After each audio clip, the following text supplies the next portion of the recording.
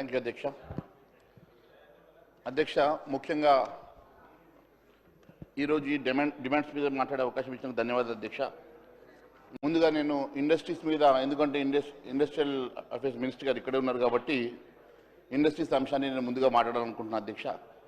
గతంలో టీఎస్ఐఐసి ఇప్పుడు పేరు మార్చి టీజీఐఐసిగా చేశారు. టీజీఐఐసి కేవలం ఒక రియల్ ఎస్టేట్ కంపెనీగా మాత్రమే పనిచేస్తున్నట్టు కనపడతా ఉంది అధ్యక్ష. నిజంగా ఇక్కడ ఇండస్ట్రీస్ని ప్రమోట్ చేసే అంశం కన్నా భూములు ప్రభుత్వం ద్వారా తీసుకోవడము, వాటిని రియల్ ఎస్టేట్గా కన్వర్ట్ చేసేసుకొని మరి కార్పొరేట్ కంపెనీస్కి ఇవ్వడం తప్ప టీజీఐసి చేసేటువంటిది ప్రధానమైనటువంటిది ఏమీ అవపడతలేదు అధ్యక్ష. 2021లో Telangana state industrial infrastructure corporation acquired land of 1145 acres of land in Sitaramachandra Swamy Devasthanam survey number 1663 to 1672 అధ్యక్ష. ఈ సీతారాంపూర్ ఎండోమెంట్ ల్యాండ్స్ అధ్యక్ష రాముల వారికి సంబంధించినటువంటి భూములు అధ్యక్ష. ఇవి దాదాపుగా 1148 ఎకరాల భూమిని గత ప్రభుత్వం అక్వైర్ చేసి అక్కడ ఉన్నటువంటి మరి టెనెంట్స్కి కేవలం 11 లక్షల రూపాయలు ఇచ్చేసి ఆ భూముల్ని అక్వైర్ చేసి కోట్ల రూపాయలు విలువ చేసేటువంటి భూములు అధ్యక్ష. ఎకరానికి ఈరోజు 2-3 కోట్లు విలువ చేసేటువంటి భూములు అధ్యక్ష. అది మీ ఉమ్మడి జిల్లాలోనే ఉంది అధ్యక్ష. మీ దృష్టికి కూడా అది వచ్చిండొచ్చు అధ్యక్ష. 2021లో ఈ భూముల్ని ఆ ప్రభుత్వం మరి దేవుళ్ళ భూమి అయినా ఎండోమెంట్స్ భూమి అయినా కూడా ఆలోచన చేయకుండా వారు అక్వైర్ చేసేసి ఆ భూములన్నీ కూడా 11 లక్షల రూపాయలతో టెనెంట్స్కి అప్పచెప్పి ఆ భూములను అక్వైర్ చేసేసి 20 లక్షల రూపాయలకు నామినల్ రేట్కి 100 ఎకరాలు ఒక్కొక్క కంపెనీకి 100 ఎకరాలు దారదత్తం చేశారు అధ్యక్ష.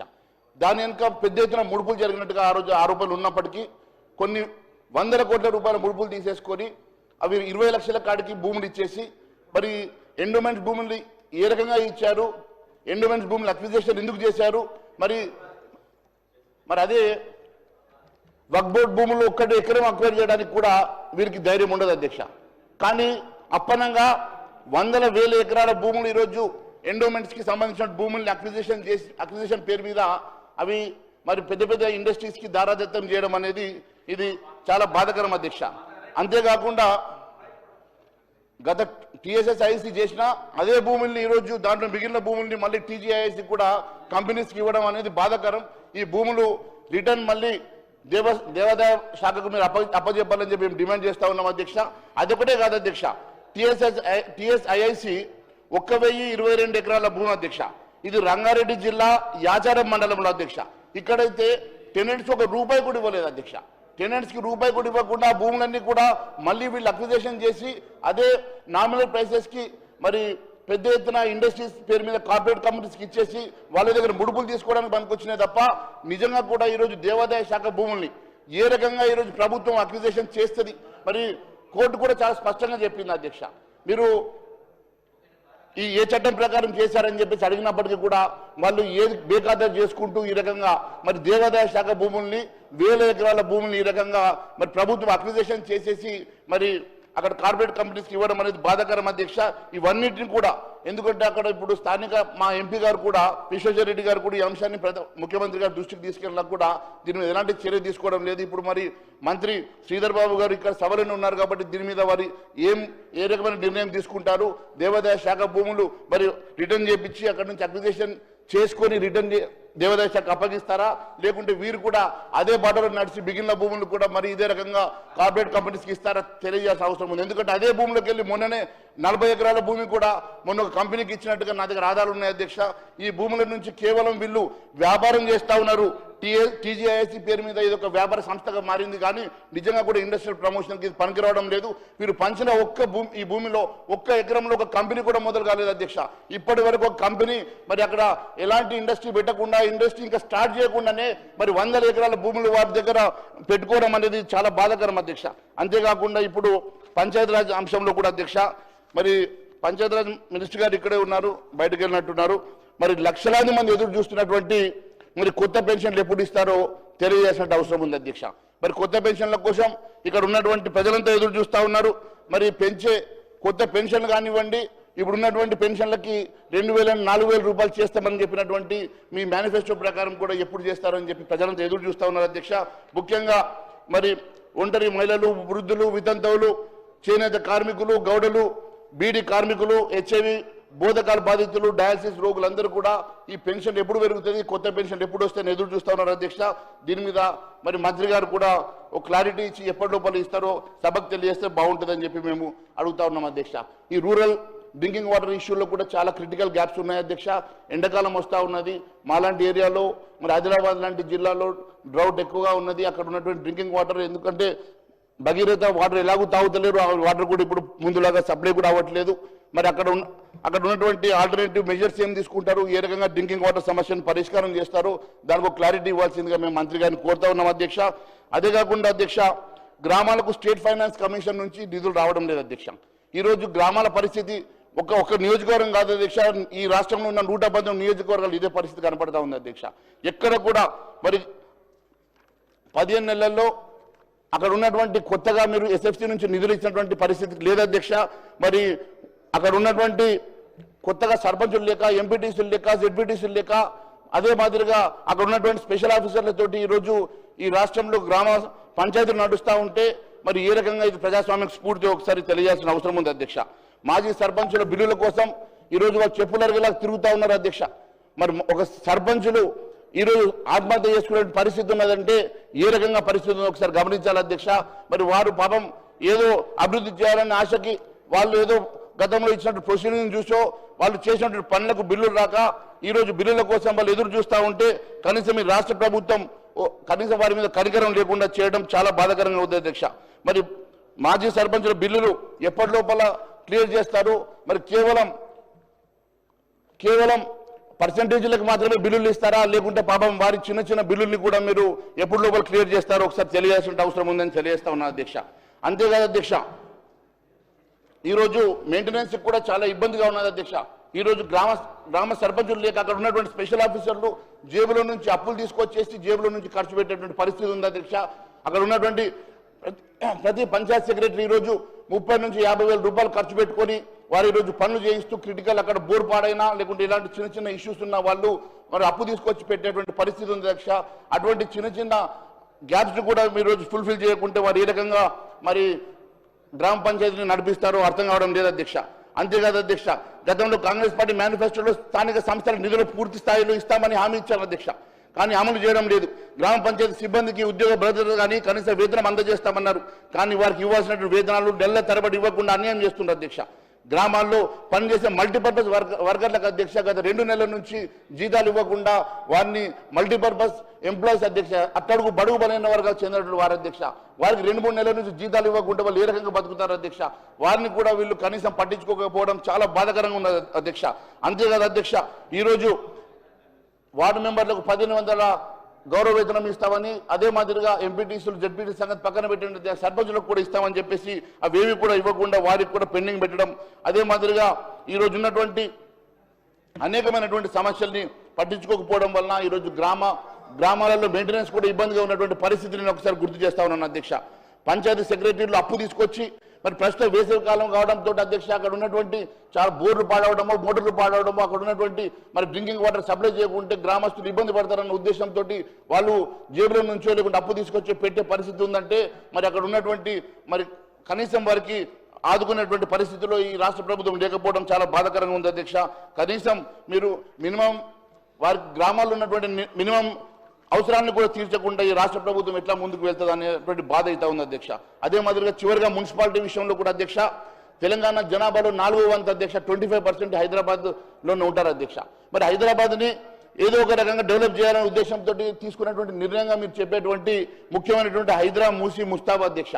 హైడ్రా కానివ్వండి, మూసి ముస్తాబాద్ అధ్యక్ష చాలాసార్లు అనేక సార్లు ఈ సభలో మేము మాట్లాడడం జరిగింది అధ్యక్ష.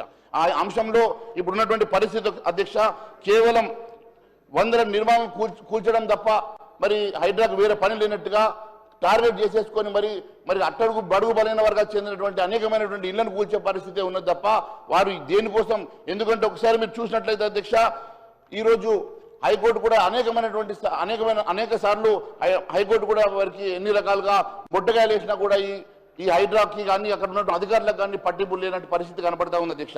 ఒకసారి ఇక్కడ ఉన్నటువంటి కాంగ్రెస్ ఎమ్మెల్యే అనిరుద్ధ్ గారు కూడా మొన్న మాట్లాడడం మీరు చూశారు అధ్యక్ష.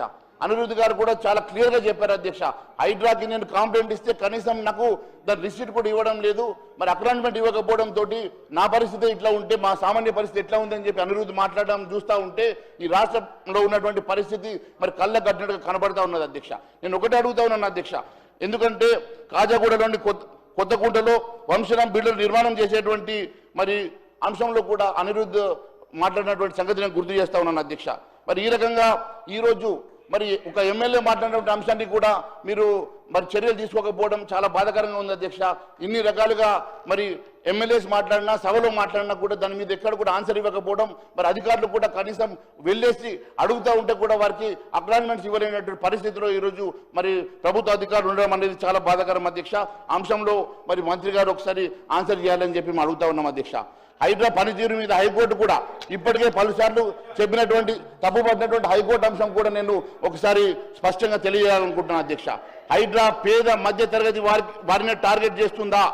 మొన్న మార్చి 19 రోజు హైకోర్టు అధ్యక్ష ఇంతకుముందు సభ్యులు మాట్లాడినట్టు అధ్యక్ష, ఒక గౌరవం అనేది వాళ్ళు ఇవ్వలేదు అన్నమాట, అది తప్పు.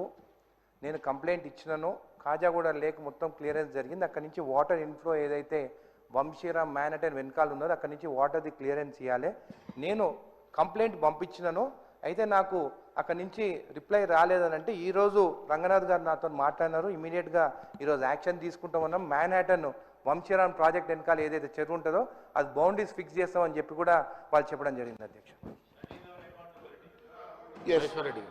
అదే మాదిరిగా ఇప్పుడు అనిరుద్ధ్ గారు చెప్పింది కూడా అదే అధ్యక్ష, నేను చెప్పింది అదే, అనిరుద్ధ్ గారు చెప్పింది అదే అధ్యక్ష. వారికి అక్నాలెడ్జ్మెంట్ ఇవ్వలేదన్న సంగతి, వారికి అక్నాలెడ్జ్మెంట్ ఇవ్వలేదన్న సంగతి ఇప్పుడు కూడా వారు ఒప్పుకుంటున్నారు. నేను కూడా అదే చెప్పాను అధ్యక్ష. ముఖ్యంగా నేను ఇంకా డివియేషన్ ఏం చేయలేదు అధ్యక్ష. అది మ్యాన్హటన్ కానివ్వండి, ఇంకేదైనా అంశం కానివ్వండి అధ్యక్ష. నేను ఒక అంశం గురించి ఒక సబ్జెక్ట్ గురించి మాట్లాడడం లేదు అధ్యక్ష. ఈరోజు కంక్లూడ్ చేస్తాను, 2 minutes కంక్లూడ్ చేస్తాను. మరి అనిరుద్ధ్ గారు చెప్పిన అంశమే నేను చెప్తా ఉన్నాను. వారు ఏ అంశం మీద మాట్లాడు, నేను ఒక మ్యాన్హటన్ గురించి మాట్లాడతలేను అధ్యక్ష. ఏ అంశమైనా సరే మీరు అకౌంటబిలిటీ అనే విషయం గురించి నేను మాట్లాడుతూ ఉన్నాను అధ్యక్ష. ఒక ఎమ్మెల్యేకి ఈ రకంగా అకౌంటబిలిటీ లేకుంటే ఎమ్మెల్యేకి ఇచ్చినటువంటి అప్లికేషన్కి కానీ కంప్లైంట్కి కానీ అక్నాలెడ్జ్మెంట్ లేకపోవడం అంశం గురించి నేను మాట్లాడుతూ ఉన్నాను అధ్యక్ష. అంతేకాదు అధ్యక్ష, హైడ్రా పనితీరు మీద హైకోర్టు అసంతృప్తి అనేది నేను పలుమార్లు మాట్లాడిన అధ్యక్ష. ఇప్పటికే పలుసార్లు హైడ్రా తీరు తప్పబడిన హైకోర్టు అధ్యక్ష. హైడ్రాకు పేద మధ్య తరగతి వారే టార్గెటా? మొన్న మార్చి 19 రోజు హైకోర్టు నిలదీసింది అధ్యక్ష. ఈ రాష్ట్రంలో ప్రముఖులకు ప్రత్యేక చట్టం ఏమైనా ఉన్నదా? మియాపూర్ దుర్గం చెరువు అక్రమాల పరిస్థితి ఏమిటంటూ హైకోర్టు ప్రశ్నించిందంటే అందరికీ ఒకేలాగా న్యాయం ఉండాలని చెప్పేసి హైడ్రా ఏర్పాటుకు సార్థకత అని చెప్పేసి మరి హైకోర్టు చెప్పిందంటే ఏ పరిస్థితిలో ఈరోజు ఉన్నదో ఒకసారి నేను గుర్తు చేస్తా ఉన్నాను అధ్యక్ష. ఇష్టానుసారంగా వ్యవహరిస్తే హైడ్రాను రద్దు చేస్తామని హైకోర్టు చెప్పిందంటే పరిస్థితి ఏ రకంగా ఉన్నదో ఒకసారి మీరు ఆలోచన చేయాలి అధ్యక్ష. ఎందుకంత తొందర? ఏం చేసినా చట్ట ప్రకారం చేయాలి తప్ప ఇష్టం వచ్చినట్టు కాదు అని గత నెల ఫిబ్రవరిలో హైడ్రా తీర్పు హైకోర్టు తీవ్ర స్థాయిలో మండిపడ్డ సంగతి కూడా నేను గుర్తు చేస్తా ఉన్నాను అధ్యక్ష. సంగారెడ్డి జిల్లా పటాన్చెరు మండలంలో ముత్తంగిలో షెడ్డును కూల్చివేసిన కేసులో కూడా హైడ్రా ఏకపక్ష చర్యలు హైకోర్టు తప్పుపడ్డ సంగతి నేను గుర్తు చేస్తా ఉన్నాను అధ్యక్ష. వీటన్నిటికీ నామోదు చేయడానికి రిజిస్టర్ పెట్టాల్సి వస్తుందేమో అని చెప్పేసి మరి హైకోర్టు చెప్పిన సంగతి కూడా నేను గుర్తు చేస్తా ఉన్నాను అధ్యక్ష. అక్రమ నిర్మాణాలను అనుమతులను అధికారులు ఇచ్చి ఈరోజు ఏ రకంగా కూలిస్తారు, ఇచ్చినటువంటి అధికారుల మీద కేసులు పెట్టాలని చెప్పి కూడా హైకోర్టు చెప్పిందంటే దీని తీవ్రత ఒకసారి నేను గుర్తు చేస్తా ఉన్నాను అధ్యక్ష. అంతేకాదు అధ్యక్ష, ఈరోజు 24 జూలైకి ముందు నిర్మించిన నిర్మాణాలు కూల్చేదే లేదంటున్నట్టు కమిషనర్ గారు మరి ఏ రకంగా ఇంత బయాస్గా మాట్లాడుతూ ఉన్నారో దీనికి సమాధానం చెప్పాలని చెప్పి నేను అడుగుతా ఉన్నాను అధ్యక్ష. అంతేకాదు అధ్యక్ష, ఈరోజు మూసీ ప్రాజెక్టు విషయం కూడా నేను తెలియజేస్తా ఉన్నాను అధ్యక్ష. మూసీ ప్రాజెక్టు ఒక రియల్ ఎస్టేట్ వెంచర్ అని పీపీఆర్లోనే చెప్పారు కదా అధ్యక్ష. మూసీ పునరుజ్జీవన ప్రాజెక్ట్ కాదు, ఇది ఒక రియల్ ఎస్టేట్ వెంచర్ అని రాష్ట్ర ప్రభుత్వం ప్రపంచ బ్యాంకుకు ఇచ్చిన ప్రిలిమినరీ ప్రాజెక్ట్ రిపోర్ట్లో పీపీఆర్లో తేల్చి చెప్పిందని ఆరోపణలు ఉన్నాయి. ప్రభుత్వం ఇదే పీపీఆర్ను కేంద్ర ఆర్థిక శాఖకు కూడా సమర్పించింది. 55 కిలోమీటర్ల మేర ఉన్న మూసీ నది పరివాహక ప్రాంతం తొలి దశలో భాగంగా 17 కిలోమీటర్ల మేర ముస్తాబు పనులు చేపట్టనున్నారని చెప్తున్నారు అధ్యక్ష. మొత్తం ఈరోజు తెలంగాణ రాష్ట్ర మంత్రులు కూడా అధికారుల బృందాన్ని కూడా దక్షిణ కొరియాకు పర్యటించి అక్కడ హౌస్ రివర్స్ ఫ్రంట్ ప్రాజెక్ట్ తరాలో మూసీ ప్రాజెక్ట్ అభివృద్ధి చేస్తామని ప్రకటించారు. ఇది ఎక్కడ కూడా మేనిఫెస్టోలో పెట్టలేదు అధ్యక్ష. ఇది ఈరోజు కొత్తగా ఇది ముందేసుకున్నారు అధ్యక్ష. ఎన్నో అనేకమైనటువంటి అంశాలు మేనిఫెస్టోలో పెట్టిన అంశాల గురించి మాట్లాడారు అధ్యక్ష. వాటిని మరి పూర్తి చేయాలని చిత్తశుద్ధి మాత్రం రాష్ట్ర ప్రభుత్వానికి ఉండదు. కానీ ఈరోజు మూసి లాంటి ప్రాజెక్టులు ముందరేసుకొని 1,00,000 కోట్లు 1,50,000 కోట్లు అని చెప్పి చెప్తా ఉన్నారు అధ్యక్ష. ఒక అప్పులు 1,00,000 కోట్ల అప్పులు తీసుకొచ్చామని దాదాపు 8 లక్షల కోట్ల అప్పు ఉన్నదని చెప్పి ఒకవైపు చెప్తూనే మరి దాదాపు సంవత్సరానికి 80,000 కోట్ల రూపాయలు మేము వడ్డీ కడుతున్నామని చెప్తున్నారు. ఈ రాష్ట్ర ప్రభుత్వం ఏ రకంగా ఈ డబ్బులు సమకూరుస్తుంది? దీనికి పూర్తిగా డిపిఆర్ ఎక్కడ ప్రిపేర్ అయింది? మరి డిపిఆర్ ఎందుకు మరి సభకు సమర్పిస్తలేరు? ఏ రకంగా మరి 1,50,000 కోట్లు ఖర్చు చేస్తారన్న ప్రణాళిక మాత్రం మీరు చెప్పరు అధ్యక్ష. కేవలం వాళ్ళు గతంలో చేసినటువంటి కాళేశ్వరం లాంటి ఏటీఎంలను మేము కూడా చేసుకోవాలి, మా ఆస్థాన గుర్తుదారులకు కూడా మేము జేబులు నింపడానికో తద్వారా మేము కూడా ఒక ఏటీఎం తయారు చేసుకోవాలని ఆలోచన తప్ప నిజంగా కూడా మూసి ప్రక్షాళన విషయంలో మీకున్నటువంటి చిత్తశుద్ధి ఏంది? మూసి ప్రక్షాళన కోసం ఈ రోజు 1,50,000 కోట్లు దేనికోసం ఖర్చు అవుతుంది? దాని డిపిఆర్ ఎప్పుడు తయారవుతుంది? ఎప్పుడు డిపిఆర్ లేకుండా ఏ రకంగా మీరు ఇది తీసుకెళ్తారని చెప్పి మాత్రమే అడుగుతా ఉన్నాం అధ్యక్ష. అంతే కదా అధ్యక్ష. ఈ రోజు నేను ఒకటే అడుగుతా ఉన్నాను అధ్యక్ష, అధికారులు జిహెచ్ఎంసీ మ్యానుఫ్యాక్చర్ గురించి కూడా మూసి మ్యానుఫ్యాక్చర్లో పెట్టినారు అధ్యక్ష. వారు భారతీయ జనతా పార్టీగా మూసికి వ్యతిరేకమా మద్దతు చెప్పండి. మూసికి సంబంధించి ఇలా గౌరవ ముఖ్యమంత్రి గారు ఈసా మూసి ఎక్కడి నుంచి అయితే మనకు నీళ్ళ ప్రారంభమవుతుందో గాంధీ గారి విగ్రహం దగ్గర బాపు ఘాట్ దగ్గర ఒక గాంధీ స్మృతిని కట్టి దేశంలోనే అత్యున్నతమైన పెద్ద గాంధీ గారి విగ్రహం పెట్టుకొని బాపూజీ ఘాట్గా మనం డెవలప్మెంట్ చేసుకుందామనే ఆలోచన ప్రభుత్వం అధ్యక్ష. నేను అడుగుతున్న సబర్మతి దగ్గర మీరు అంత పెద్ద ఆశ్రయం అక్కడ డెవలప్మెంట్ చేసుకోవచ్చు. ఎస్, నేను కూడా సియోలు పోయినాం మేము అక్కడ పోయినాం అధ్యక్ష. మేము సౌత్ కొరియాకు పోయి చూసినాం, అక్కడ ప్రతినిధి బృందం పోయినాం. తప్పకుండా ఒక నగరంలో 2 ప్రాంతాలను కలుపుకుంటూ మధ్యలో నుంచి కాలువలు పోయే నదులు పోయే సందర్భంలో ఇది కూడా అభివృద్ధి చేసుకున్నట్టయితే మనకందరికీ కూడా ఒక ఇంటర్నేషనల్ డెవలప్మెంట్ స్కోప్ పెరుగుతుంది. హైదరాబాద్కు సంబంధించిన ఒక గౌరవం, హైదరాబాద్ బ్రాండ్ ఇమేజ్ పెరిగి అనేక రకాల అభివృద్ధి అనే ఆలోచనతో తప్ప ఆల్లేదు సోలేదు కొడుకు పేరు సోమలింగం అని ఊరికేనే అక్కడ ఏదో పైసలు ఖర్చు అయిపోయినాయి, ఏదో దుర్బుద్ధి ఉందని ఆలోచన చేసే విధంగా ప్రభుత్వాన్ని బదనం చేయడం తప్ప అధ్యక్ష. మీ మేనిఫెస్టోలో ఉన్నటువంటి అంశాన్ని మేనిఫెస్టో పేపర్ ఇవ్వాల వారు మూసికి మద్దతు మాట్లాడతారు అనుకున్నాం. మూసికి అవసరమైన నిధులు కేంద్రం నుంచి తీసుకురావడానికి అనేక సందర్భాల్లో ఈ హైదరాబాద్ నగరానికి ప్రాతినిధ్యం వహిస్తున్న కిషన్ రెడ్డి గారిని అడుగుతా ఉన్నాం, మూసికి సంబంధించిన నిధులు ఇస్తారా ఇవ్వరా? మూసి అభివృద్ధి అనేటువంటిది తెలంగాణ అంతర్భాగంలో మీరు అనేక రాష్ట్రాల్లో అటువంటి కాలువలు అటువంటి యొక్క అభివృద్ధికి పైసలు ఇస్తా ఉన్నటువంటి సందర్భం లోపల గాంధీ గారి వ్యతిరేకించే మీరు ఆ గాంధీ స్మృతికి సంబంధించిన నిర్మాణానికి సహకరిస్తారా తెలంగాణ ప్రజలకు చెప్పాల్సిన అవసరం ఉంది. మీ మేనిఫెస్టోలో పెట్టిన అంశం మీద కూడా రియాక్ట్ కావాలి. పోయిన ప్రభుత్వం టీఆర్ఎస్ ప్రభుత్వం కూడా మా కాంగ్రెస్ ఎమ్మెల్యే సుధీర్ రెడ్డి గారు చైర్మన్ వేసింది, దానికి సంబంధించి వాళ్ళు కూడా అన్నారు ఆనాడు ఖాళీ చేయాలని చెప్పి. మేము ఎక్కడ కూడా ఎవరి బలవంతంగా ఎక్కడ కూడా పునరావాసం కల్పించకుండా చర్యలు తీసుకుంటాం అధ్యక్ష. ప్రజలను కన్విన్స్ చేసి అన్ని రకాల సహకారం అందించి ప్రతి చర్యను ఎక్కడ కూడా ఇబ్బంది లేకుండా, కానీ వీళ్ళంతా కూడా దాని ఒక దుష్ప్రచారం చేసి అదొక పెద్ద వీళ్ళకేదో మొత్తం అభివృద్ధి మేనిఫెస్టో లేదు, లేకపోతే తప్ప మేనిఫెస్టోలో హైదరాబాద్ సంబంధించిన ఇష్యూ లోపల మీరు మేనిఫెస్టోలో పెట్టుకున్నారు కదా, మీ మేనిఫెస్టోలో మీరు కూడా కేంద్రం సహకరిస్తారు కావచ్చు అని మేము చేస్తుండొచ్చు. హైదరాబాద్ సంబంధించినటువంటి ఒక ఇంప్రూవ్మెంట్ ఆలోచనలో పట్టణ అభివృద్ధికి సంబంధించిన డిస్కషన్ వచ్చినప్పుడు అదొక డిస్కషన్ వచ్చింది. దాని వెంటనే ముఖ్యమంత్రి గారు ఆల్రెడీ ఎగ్జిస్టింగ్ సంబంధించినటువంటి గత ప్రభుత్వాలు తీసుకునే నిర్ణయం మీదనే ముందుకు పోతున్నటువంటి సందర్భం కాబట్టి దయచేసి గౌరవ సభ్యులు దానికి సంబంధించినటువంటి మాటలు ఏమి లేకుండానే అనవసరంగా ప్రభుత్వం మీద బట్టగాల్చి మీద వారే ప్రయత్నం జరగద్దని సందర్భంగా మీ ద్వారా కోరుతా ఉన్నాను. సార్, నేను ఒకటే అడిగాను మంత్రి గారు, మరి అది ఎందుకు ఇంటర్వ్యూ అయినా నాకు అర్థం కావడం లేదు. నేనేం చెప్పాను అధ్యక్ష, ఒకసారి ఒక ప్రోగ్రామ్ టేకప్ చేసేప్పుడు దానికి కావాల్సినటువంటి డిపిఆర్ కంప్లీట్ కావాలా, ఒక ప్రణాళిక ఏర్పాటు చేయాలా. సుప్రీంకోర్టు నిబంధనల ప్రకారం నిర్మాణాలను తొలగించేందుకు సుప్రీంకోర్టు గతంలో పలు సందర్భాల్లో జారీ చేసినటువంటి మార్గదర్శకాలు ఉన్నాయి అధ్యక్ష. అవి ఖచ్చితంగా అమలు చేయాలి అధ్యక్ష. ఈరోజు కూలగొట్టడానికి దాదాపు 16,000 ఇండ్లను రెడ్ మార్కింగ్ చేసింది అధ్యక్ష. ఈ 16,000 మంది ఇండ్లను కూలగొట్టి ఈ 16,000 మందికి మీరు ఆల్టర్నేటివ్గా మరి ఏం కంపెన్సేషన్ ఇవ్వబోతున్నారు, ఏ రకంగా వాళ్ళకి రిహాబిలిటేషన్ ఇవ్వబోతున్నారు, మరి R&R ఏమన్నా పథకాన్ని మీరు ఇస్తారా, ఇలాంటిది మీరు ఆలోచన చేయకుండా రాత్రికి రాత్రి బుల్డోజ్ చేసేసి ఈరోజు రాత్రి డిసైడ్ చేసుకొని రాత్రికి రాత్రి ఇండ్లు కూలగొట్టే కార్యక్రమం కాదు. దీనికి ఒక ప్రజాస్వామ్యంలో ఉన్నాం అధ్యక్ష. మరి వాళ్ళు కట్టుకునే ఇండ్లు కూడా పర్మిషన్స్తో కట్టుకున్నారు అధ్యక్ష. పర్మిషన్స్ ఉన్నా ఈరోజు మీరు వచ్చేసి కూలగొట్టే ముందర మరి ఏ రకంగా కూలగొడతా ఉన్నారు? ఈ 16,000 ఇండ్లకు పేద బడుగు బలైన వర్గాలు చెందిన వాళ్ళ అధ్యక్ష.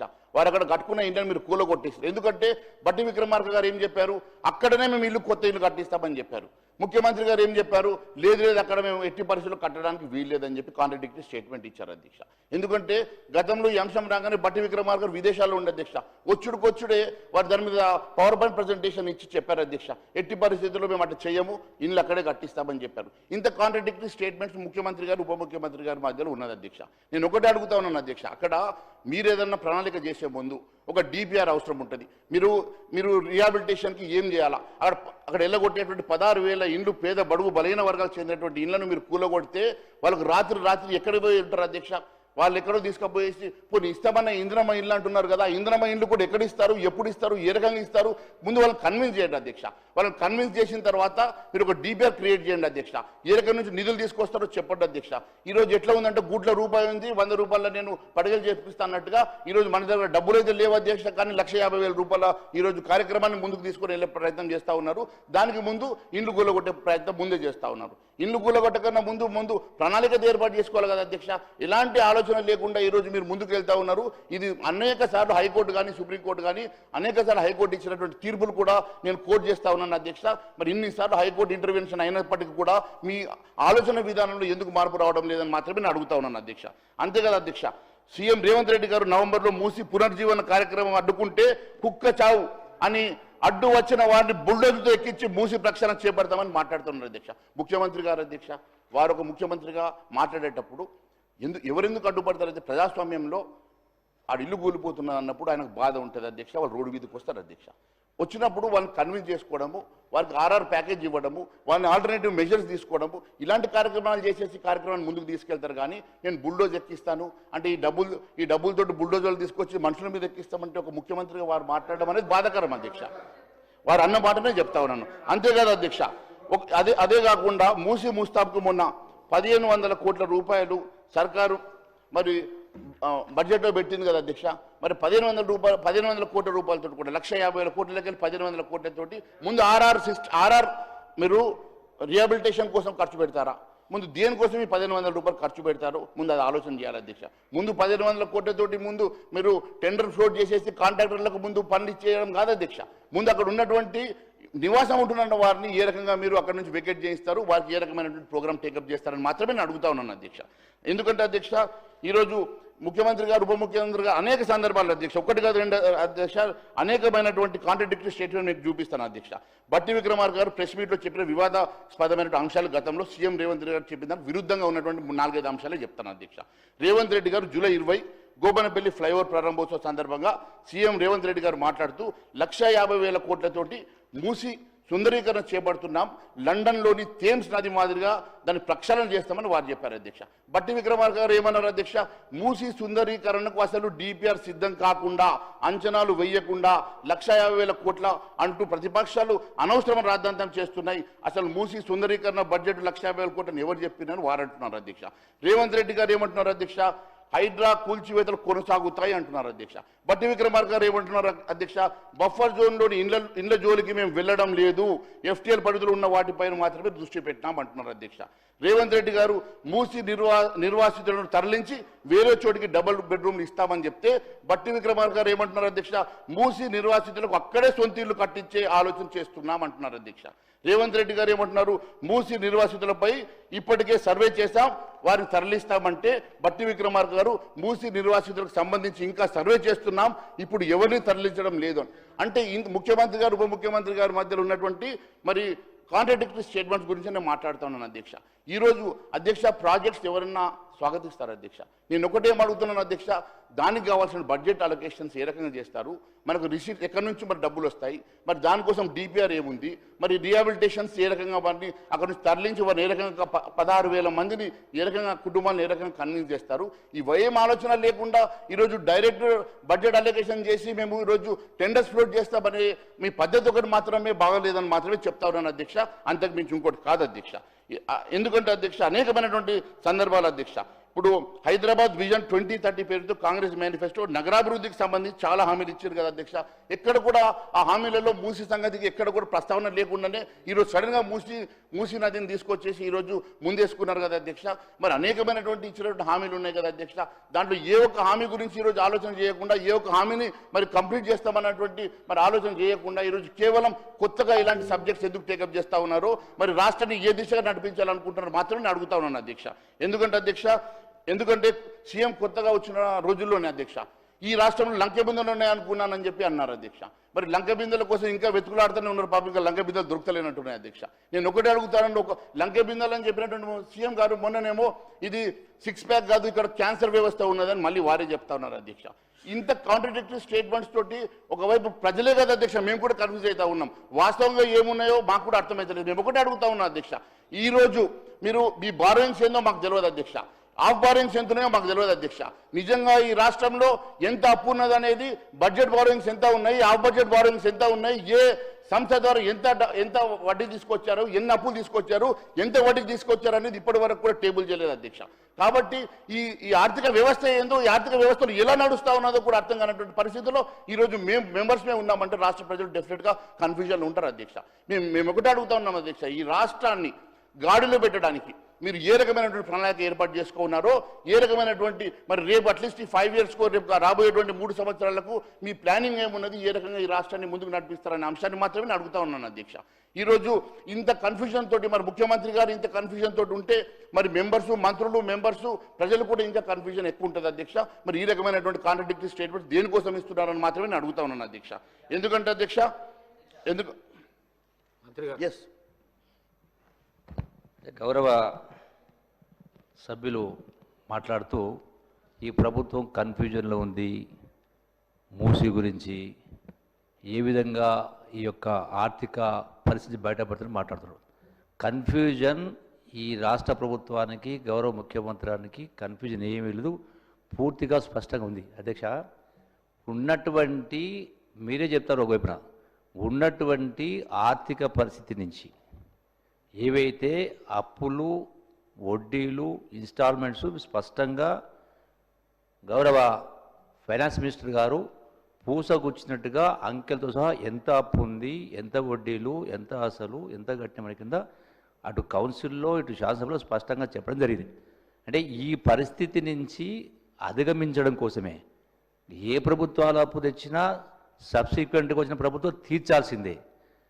దీని నుంచి ఈ వ్యవస్థ నుంచి ఈ యొక్క ఆర్థిక వ్యవస్థ బయటపడడం కోసమే, రెండోది ఉద్యోగ ఉపాధి అవకాశాలు కల్పించడం కోసమే ఈ మూసీ నదికి సంబంధించి కూడా కిలోమీటర్లు సుమారుగా 30-40 కిలోమీటర్లు నడుస్తున్నటువంటి ప్రాంతంలో both left and right side లక్షలాది మంది ప్రజలు కూడా ఇబ్బంది పడతారు.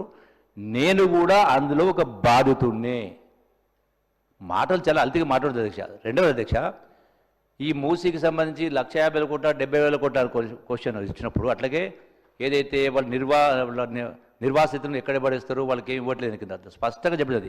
చట్ట ప్రకారం ఏది ఎక్కడ అక్వైర్ చేసినా పేదవాళ్ళ గురించి సంబంధించిన వాళ్ళకు మళ్ళీ దానికి వాళ్లకు ప్రత్యేకంగా ఎక్కడైతే ఇతర ప్రాంతాలనే వాళ్ళకు రీప్లేస్మెంట్ చేసే కార్యక్రమం జరుగుతూ ఉంది. రెండవది ల్యాండ్ అక్విజిషన్ ప్రకారం కేంద్ర ప్రభుత్వం తీసుకొచ్చిన చట్టం ప్రకారం కూడా ఎవరు తీసుకున్నది వాటికి నష్టపరిహారం చట్ట ప్రకారం చేసే కార్యక్రమం చేయడం జరుగుతుంది.